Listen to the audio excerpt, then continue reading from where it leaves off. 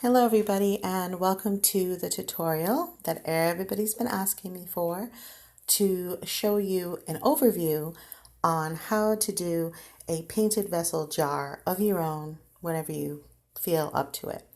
So the painted vessel jars, some of them are labor intensive and others are not. So today I'm going to try to show you just an overview, an introduction of the painted vessel jar. So this is going to be the painted vessel jar. However, if any of you already have seen my vessels, some of them are made with clay, some of them are made with paint, some of them are made with material and other little things, and some are a combination of both and all of the above. So for time constraints, I'm going to just show you in this particular video the things you may need to start and complete a project at any other time. But for me, for the lack of time that I have to devote right now to this, but I did want to give this out there to people who are interested and who are always asking me about my vessels, a chance to see a tutorial of it, so at the start of it. So here's what the things that you will need to start. This is a regular old ball jar, okay, regular old cap. Hopefully I'm not talking too loud, I'm very close to the microphone. Okay, so that's a jar that you'll need. I'm going to put this over here like this, and I don't want people to be confused. Now, when I start my vessels, I take the jar off, take the cover off. You'll need some clay. In my case, whoops, that just figures.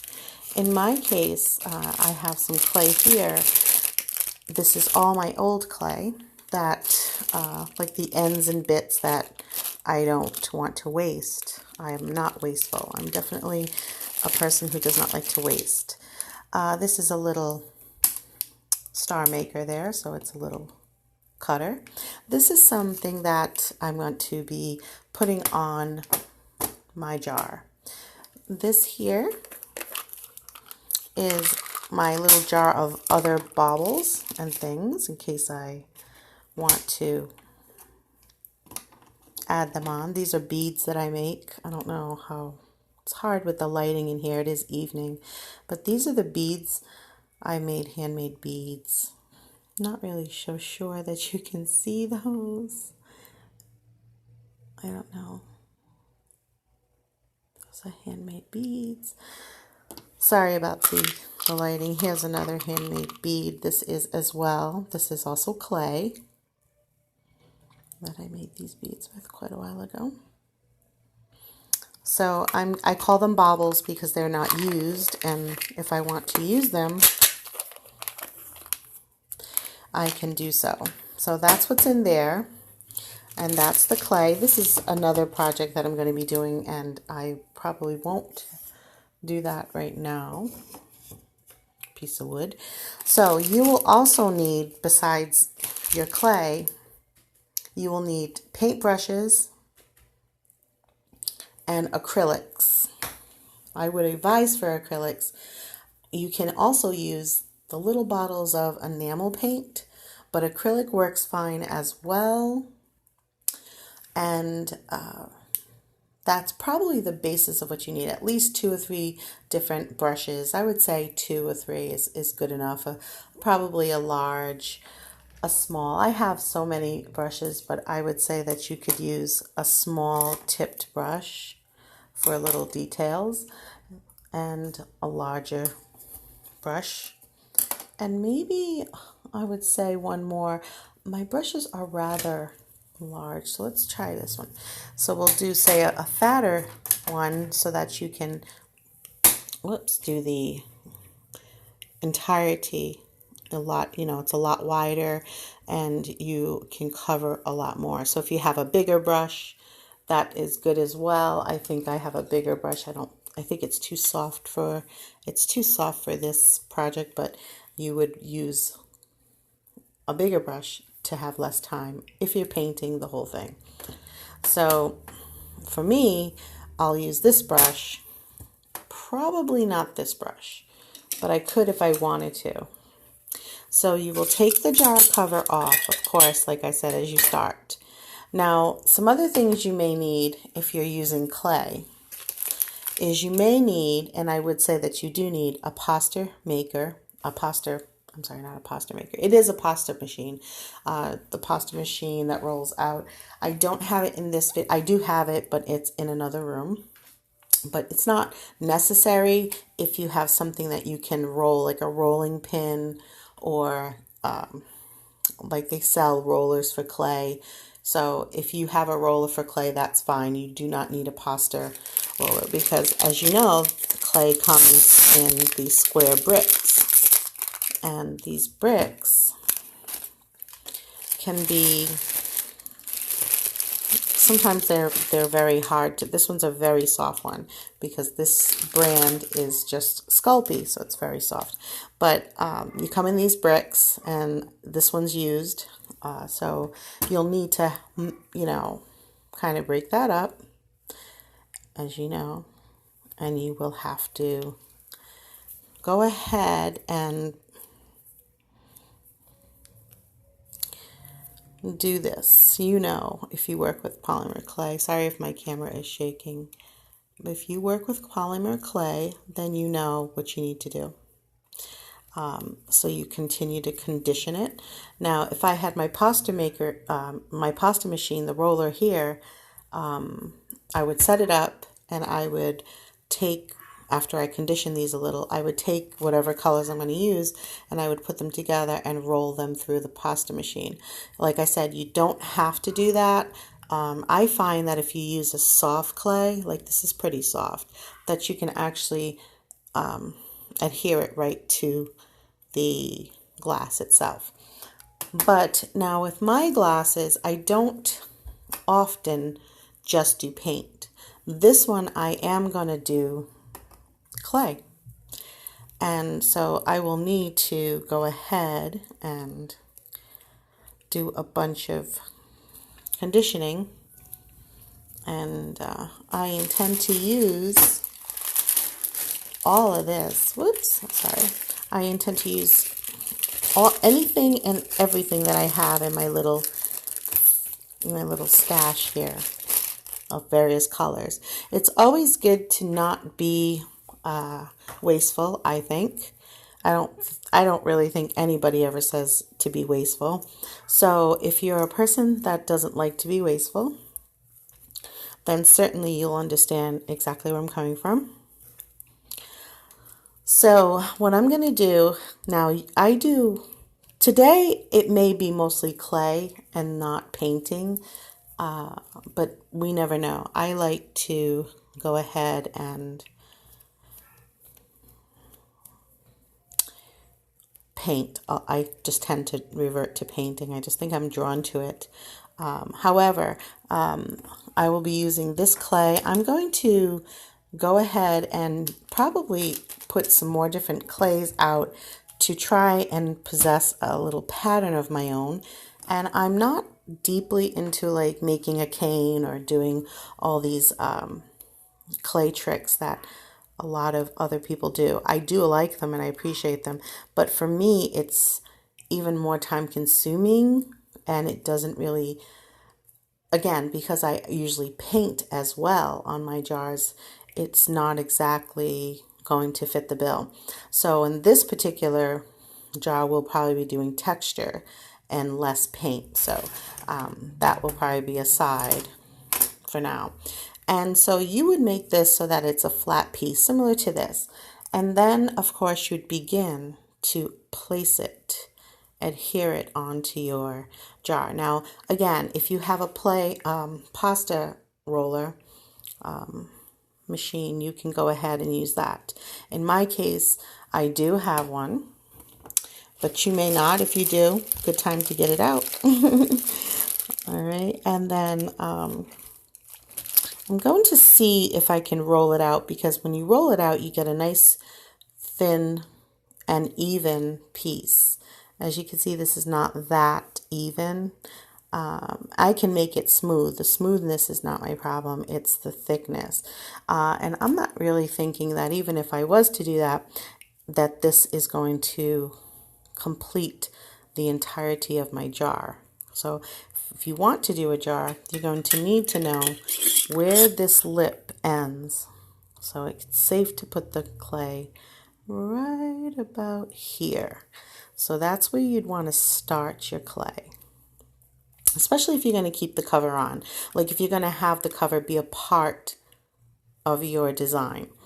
In my case, it will be a part of the design itself. I will be using the cover separately, but it is going to be a part of my design.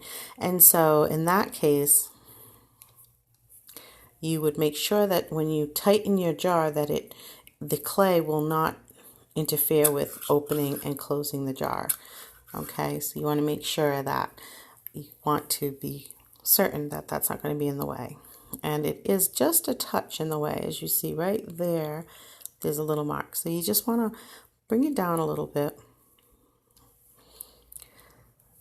Now, again, when I do my jars, I kind of think in the term, well, I like to think I think in the artist's mind. So, you know, I see things a little weird sometimes. I see, as I'm playing with the clay, I see a vision of what I think I'm going to like to create here.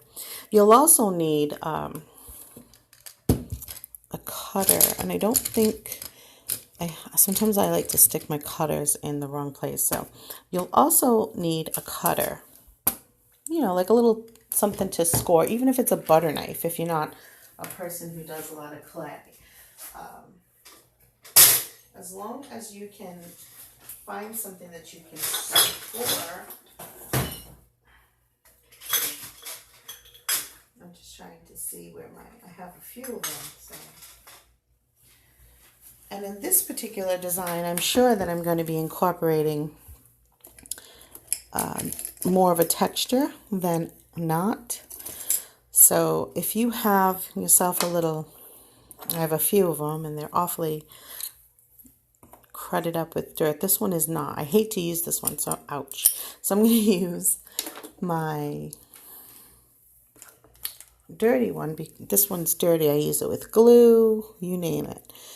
And it has two ends, and you can see how I use it with a lot of different things, clay included. So you would want one of those as well. So you can take the brushes aside and just realize that if you want to strictly paint or you want to do clay and paint, then you'll want to have brushes handy. And again, you only need a couple. That's what's nice about it, is you don't have to commit to a ton of expensive items to start this. Now for me, like I said, if you have something that you can roll it, I do, but for the lack of this time frame in the video, because again, I'm just going to do an overall introduction, is that you can roll it out or use your pasta machine. And I do have a pasta machine, and you most likely will see it in the next bit of this video. So this being an introduction is mainly about what you'll need, just the basics. So you have your baubles and the things that you may want to put on your vessel when it's done. That's a maybe. I have these as precautionary because I might want to use it. You'll need something that can score, cut away your extra pieces of your clay. So that can be the long blade, or that can be this, or it can be a butter knife, whatever. This is not something that you want to hardcore think about. Life's hard enough. You don't want to make your art even difficult. It's supposed to be joyful. Okay, so this is the gist of what you'll be doing now. You'll see this is not smooth. We'll smooth it later. No problem with that. But you can see that this piece that I have will not make the circumference of this jar all the way around. And that's okay. It depends on what I plan to do. So for me, right now, I do plan on primarily doing the whole jar. Okay, so I would then be adding some of the other pieces that I'll probably put with this. If I don't, then if I don't like the way it looks, then I may end up having this go through the pasta machine to see, if I can make it as thin as possible to cover this. The other option you have, being the viewer, is that you can paint your jar. You can just make sure it's clean and dry, and you can begin painting it with acrylics or enamel paint. And enamel paint, you can get them, again, you can get it at any hobby store or online. They're not they're not difficult to find. They're very easy to find. You can do any color you want, but you'd have to remember this is the stage that you want to think about what design you want to make. So if you're trying to follow a design similar to mine, you will definitely want to look at what colors you want. Maybe you don't want a green, maybe you prefer a purple. But if you're trying to, find the design flair as well, then try to follow along with the colors. So I'm going to stop there and just reiterate as an introduction what you'd need to do your project as a starter project for your vessel. And believe me, it's labor intensive, because if you're doing textures, you're, building textures, or you have where you want to go with this, then you're going to need more clay. For me, I would say officially you'd probably need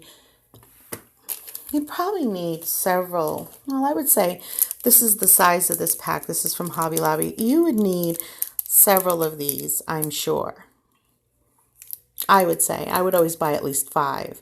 6 is always a good number. It's nice and easy, 3 and 3. You always know if you're down 2, you have a whole bunch more. If you're down 3, you have 3 more. So, but right now I'm using leftovers. If you use clay at home and you have all these bits and pieces and ends that you no longer, you're not really using, and you really don't want to keep them there, then you can start working on the colors that you're going to be using on your project.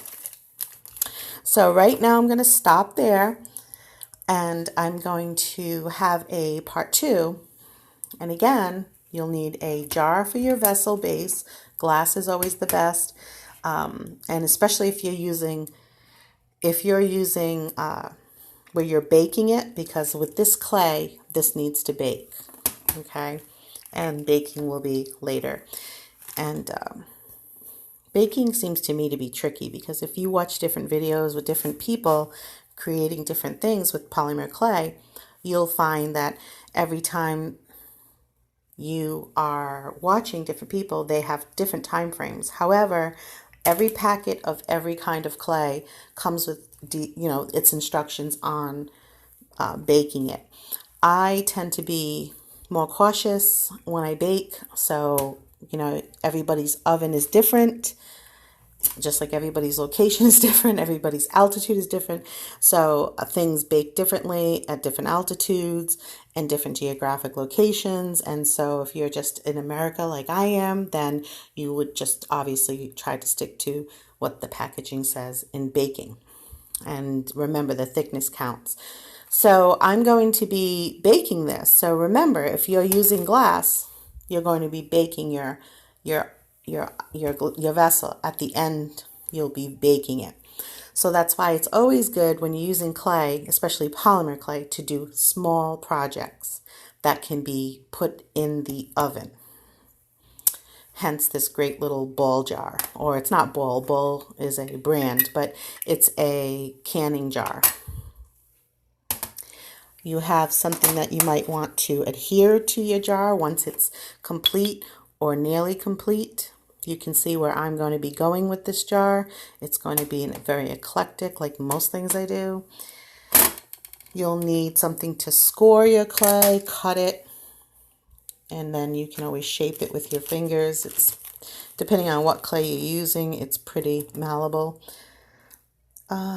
You can use things for texture, tools for texture, like I have a bunch of different tools for texture, for making dots. Whoops, excuse me, the camera. Making dots. What else do I have here? Different, if you want textures, you're going to need things that give you texture. That includes, you can do like a stencil. I wouldn't say this. I mean, these are not silicone. These are obviously for ink, but I'm just wondering if got some fuzzies on my clay. One good thing about the clay is any little fuzzies or anything can go. Yeah, so I wouldn't try to be using like I'm doing right now. I wouldn't try to be using something like this for your ink pads, but if you do have actual stencils, then you can actually look at some texture. Anything that gives you texture, the weirdest things can give you texture. Material sometimes can give you texture. You can create artificial textures. There's a piece of fuzz from material. You can do a lot of things, and what's good about that is you can just go ahead and get rid of that. Another thing, which I will show in another video, is you can create texture by creating different stencils yourself. For me, that's a little stencil, and it just helps give me texture when I need it to something. But keep conditioning your clay, especially if it's really, really tough and hard. Those are sometimes, I remember working on conditioning clay for more than an hour with something like Primo. I find them really hard to work with because, again, it's not so much the clay, unless it's for texture, that's important. Sometimes I'm doing paint work, but this particular video is a introduction tutorial on what I'm going to be doing. So as you can see, I'll be using things for texture. And again, this is just to show you. It would obviously have to be a little bit more perfect. Okay, so given that I've gone over that you can use your bits and ends of old clay that you just have some ends with. You can use brand new clay. The color is important. Just because I paint my clay doesn't mean that it's the best idea, because some clay, if you're painting over it, it becomes a double job, So if you really don't want to keep painting over the clay to get it just the right color, then I suggest, if you really want pink, to really get pink, and then you can add paint to make certain parts of it pop if you're doing some kind of designing. So for now, let's go with that. And again, thank you for watching this tutorial. It's an introduction. I am going to be coming back with the meat and potatoes of it. So what we'll do is we'll stop here, and if you don't have the things you may need, like 3 little brushes, a small brush, medium, and a bigger brush to do a wider area. You don't have baubles or things you can think of that you'd like to adhere to your jar when it's painted and finished. And such as the cover, if you want the cover to have a handle of some sort or a decoration or something that stands out from it, you'd want to make sure you have those things now. I've got a little cutter, which I'm always confused which end is the good end. I'm assuming this is the good end. So you want to be able to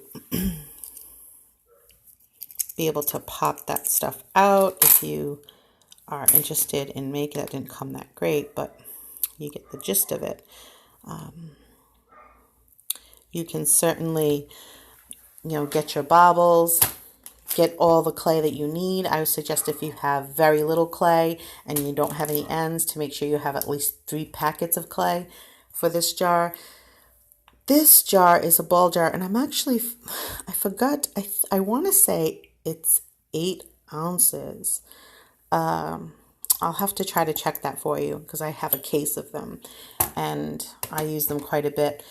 And what will happen is, when you use an 8-ounce jar like that, you are looking at, let me bring this out for you, give you some encouragement. If you're using this size jar that I'm showing you here, the canning jars, it's not Ball brand is a different kind of jar. But if you're using this size, and circumference. I think you can get them anywhere. I'm sure you can get them at Walmart. You can buy them online. This is the kind of jar size you're looking at. Okay, so I hope, and as you see, you can close it. It becomes quite a beast. It becomes quite beastie. I also do all the way at the bottom. This is designed to be cracked and have a huge texture that you can actually see. It gives dimension to it. It gives it a little bit of ruggedness. It's a little bit, it has some splatter. This is not splatter, but it's art, believe me. So, you know, the design is really up to you.